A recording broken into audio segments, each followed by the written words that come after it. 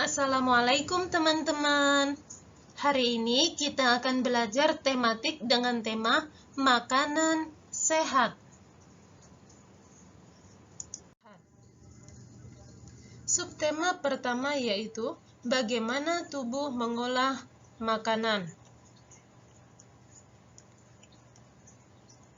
Makanan yang tidak sehat dapat mengganggu sistem pencernaan kita. Apabila sistem pencernaan terganggu, maka kita bisa sakit perut.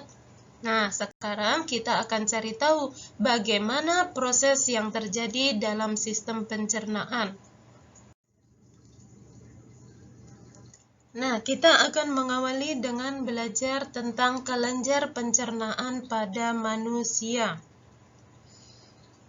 Kita sudah tahu bahwa makanan yang masuk ke dalam tubuh akan mengalami proses pencernaan. Makanan dicerna menjadi sari-sari makanan oleh sistem pencernaan. Sistem pencernaan manusia terdiri atas saluran pencernaan dan kelenjar pencernaan. Kemarin kita sudah belajar tentang saluran pencernaan dan hari ini kita akan mempelajari tentang kelenjar pencernaan.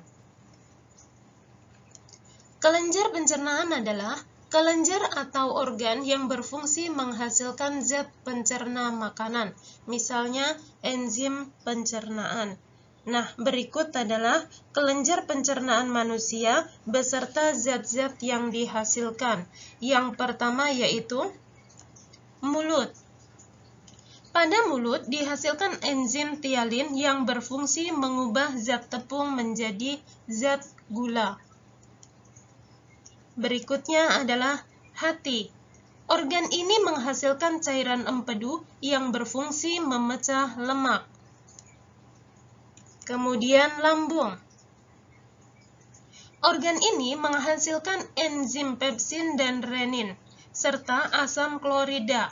Pepsin berfungsi mengubah protein menjadi pepton, dan renin berfungsi mengendapkan protein susu. Asam klorida berfungsi membunuh kuman dan melarutkan makanan. Selanjutnya, pankreas. Organ ini menghasilkan enzim amilase, tripsin, dan lipase. Amilase berfungsi mengubah zat tepung menjadi zat gula. Tripsin berfungsi mengubah pepton menjadi asam amino. Lipase berfungsi mengubah lemak menjadi asam lemak. Enzim-enzim yang dihasilkan oleh pankreas akan disalurkan ke usus halus untuk mencerna makanan. Selanjutnya kita akan menyimpulkan isi iklan. Sebelum menyimpulkan isi iklan, kita perlu melakukan hal-hal berikut. Yang pertama yaitu perhatikan iklan dengan seksama. Yang kedua, tentukan tema atau topik. Yang ketiga, catat unsur-unsur iklan seperti kata kunci, pernyataan atau kalimat iklan, gambar, sasaran iklan, dan isi iklan. Yang keempat, sampaikan unsur-unsur iklan ke dalam beberapa kalimat secara jelas dan singkat. Perhatikan iklan di samping. Iklan tersebut termasuk iklan layanan masyarakat. Nah, dari iklan ini kita dapat menyimpulkan beberapa hal. Antara lain, yang pertama yaitu iklan tersebut berisi ajakan untuk mengonsumsi makanan bergizi. Kemudian, dalam iklan tersebut dijelaskan manfaat dari mengonsumsi makanan bergizi.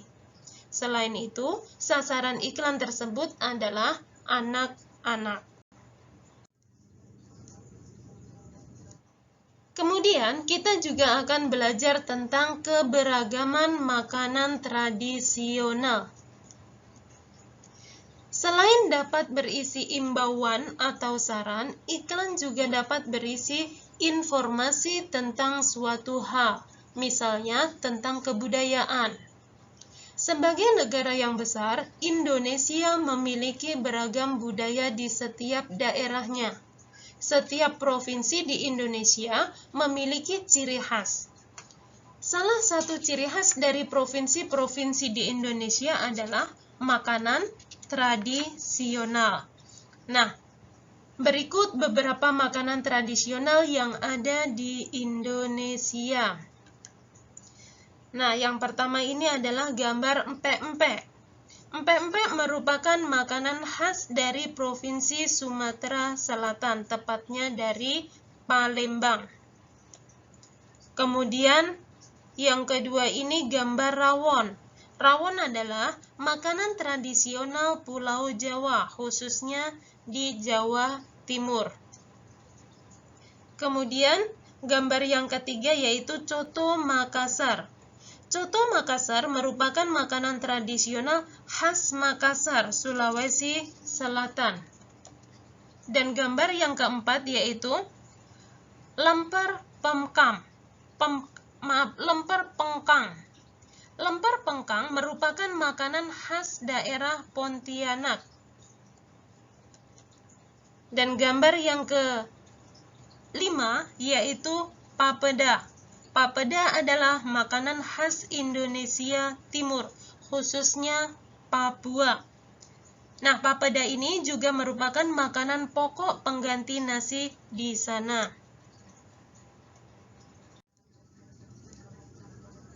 Kemudian kita juga akan belajar tentang alat musik tradisional.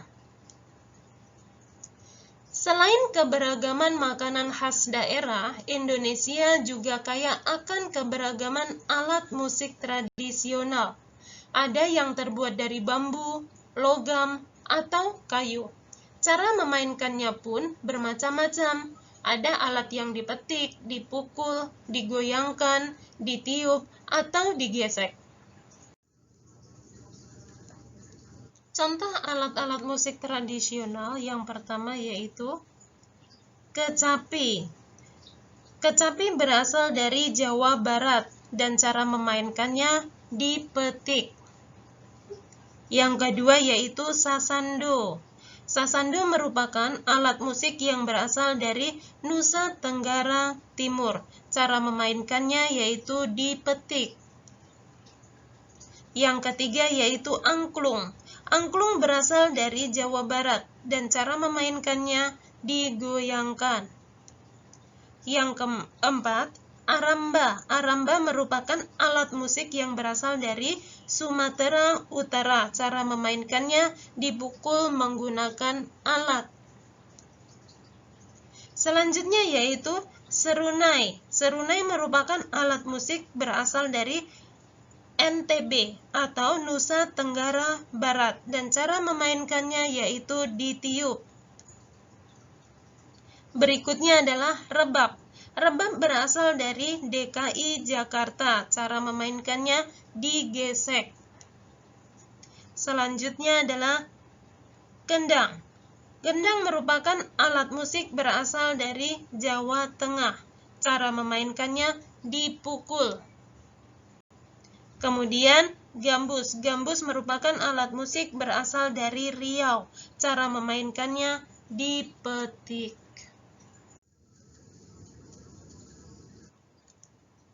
Nah, sekarang kita juga akan belajar tentang alat musik ritmis.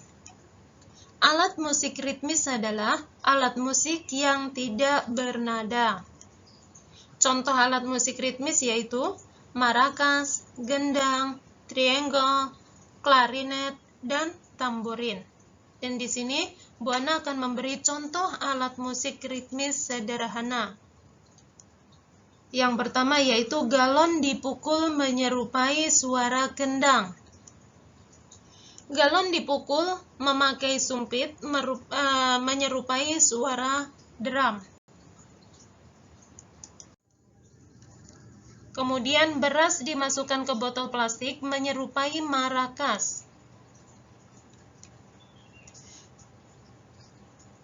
Kemudian kepingan tutup botol digabung menyerupai tamborin.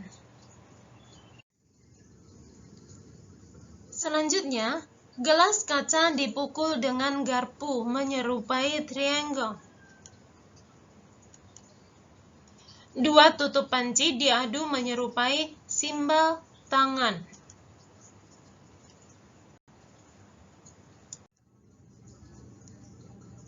Baik, cukup sekian dari Bu Ana. Terima kasih. Sampai jumpa kembali di video berikutnya.